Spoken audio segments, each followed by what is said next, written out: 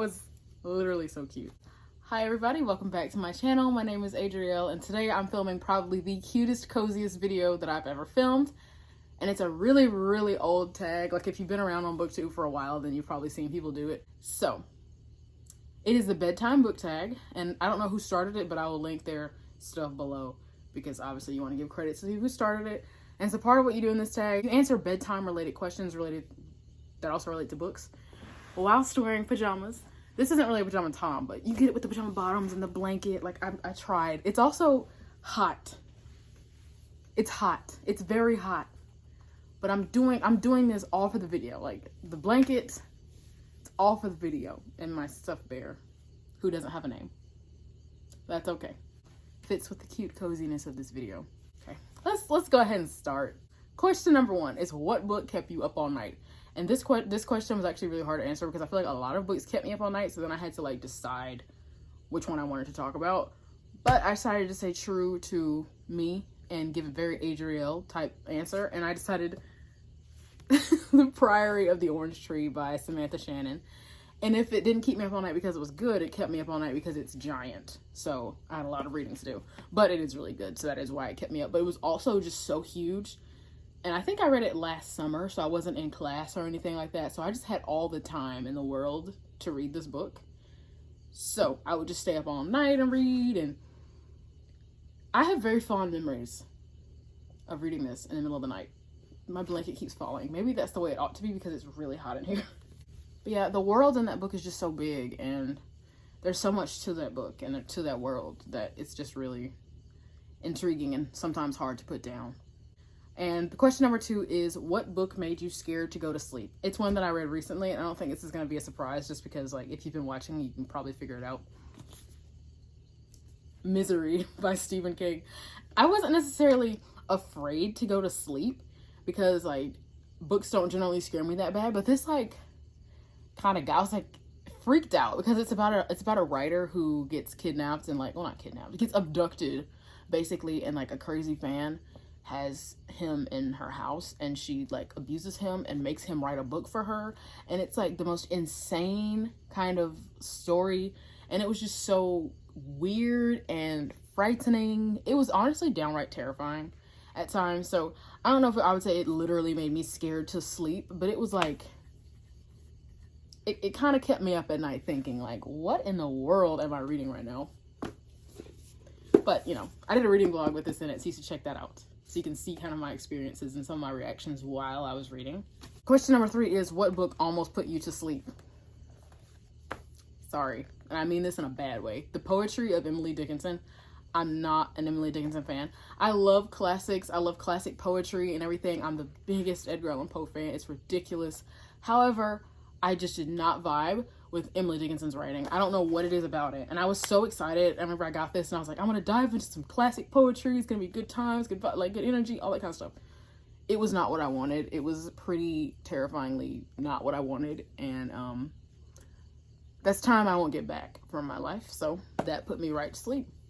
Question number 4 is, which book had you tossing and turning in anticipation of its release? And that answer to that is Chain of Iron by Cassandra Clare. Because Chain of Gold was so good that I could not wait for this to come out.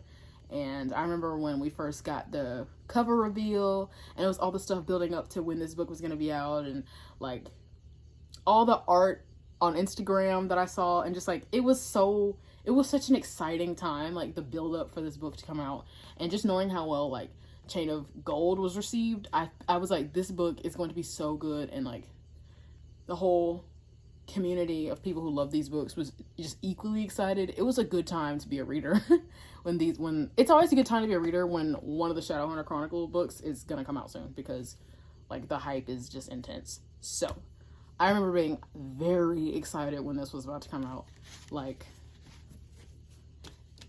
very excited. And for some reason when I read this question, I was like, what does that have to do with nighttime? But then I read it again and I was like, crazy. Question number 5 is, which book has your dream boyfriend in it?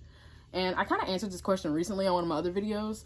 I want to say Punk 57 because there's a character named Misha, whom I'm kind of obsessed with, but like not in a creepy way, but just, you know, if you know, you know.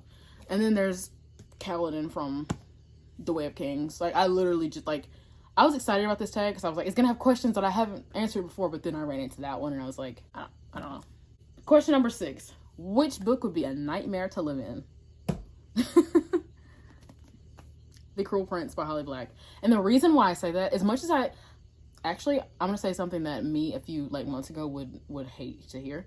I like fae books. I used to hate fae-centered books because like one series in particular kind of messed up fae for me. But then I came back to it and now I'm back to it and I'm like into it and I'm ready to read. I just need to read about it from a certain type of perspective and then I'm more likely to like it. So I love fae-centered stories, but I would not want to be in a world with like fae. I would not want to be surrounded by fae because they can't lie, and so they're like manipulative and terrifying, and then they like charm mortals and make them like forget, and they're terrifying.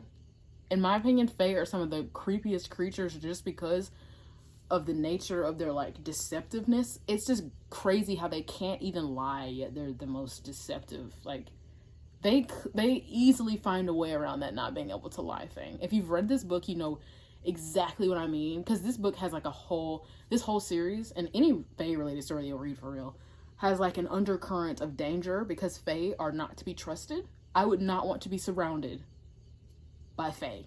I could not live in that world. I would be charmed and I would probably be cursed or something and not even know it. What if I am and this is just like what I think I'm living, but I'm really under a fae curse? See, you could never know that. Question number 7 is, what book reminds you of nighttime? And that is easy.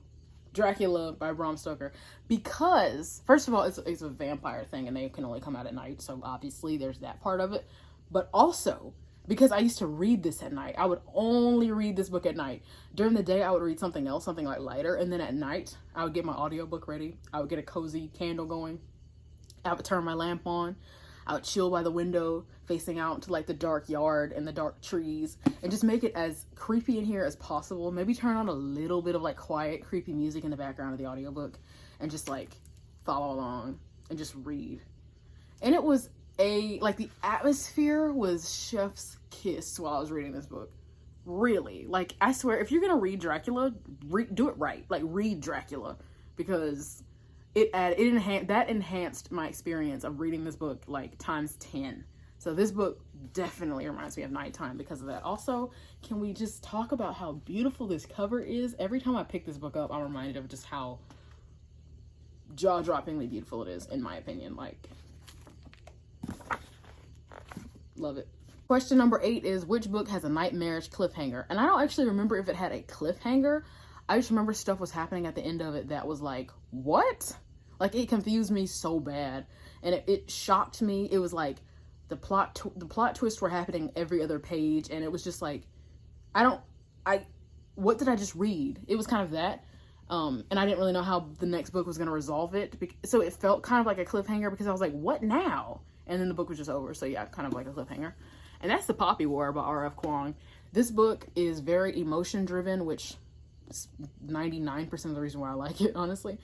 And the ending is just very twisty. If you haven't read it, I don't want to give any spoilers, but just the ending is, a lot of things happen, and R.F. Kuang is not afraid to go there. That's all I'm going to say.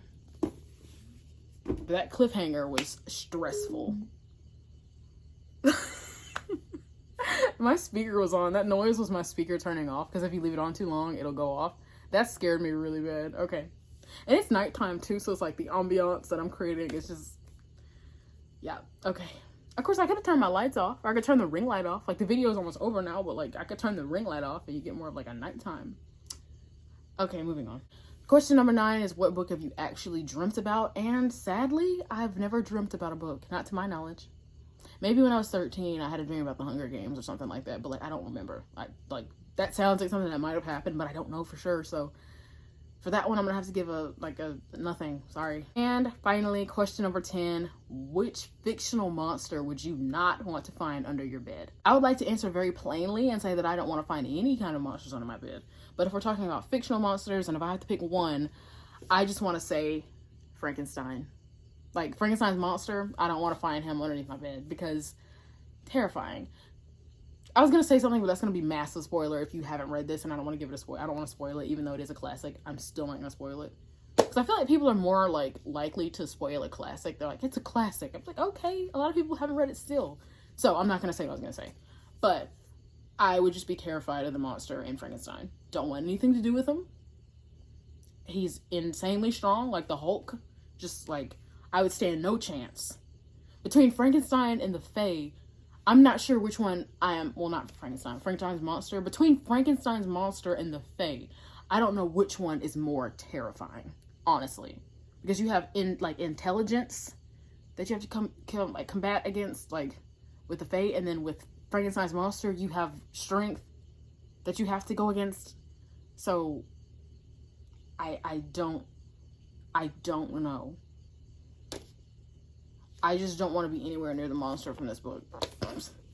Right, and that'll do it for the bedtime books tag. This tag is so old. I swear, you guys, like, you should totally go back and just watch the old ones of these. And it's interesting to see those old videos. It's like, I kind of wish I was around for that, like when it was popular, because it used to be kind of popular from what I'm seeing. And it was before my time. 6 years ago, I was still in high school. So I wasn't into booktube like that at that time, but I'm glad that it's like that I'm able to do it now. And I've had a really good time. It's a very cozy tag. Like, I tag everybody who wants to do this. Like, if you have a channel, even if you don't have one, you want to create one, you should totally do it. And this should be one of the first tags you do, because this is simple. You just get in your pajamas and talk about books, which to me doesn't get much better than that. So I want to thank everybody for watching, and I will see you next time. Goodbye. I always forget to say this. I don't think I remembered once. All my social media is linked below. Not Spotify. Why would my Spotify be down there? My Instagram, my personal Instagram, my Bookstagram Instagram, my Storygraph, my book, Goodreads, all that is down below. Okay. So if you're interested in following me on those social media platforms, there you go. Okay, now the video's over.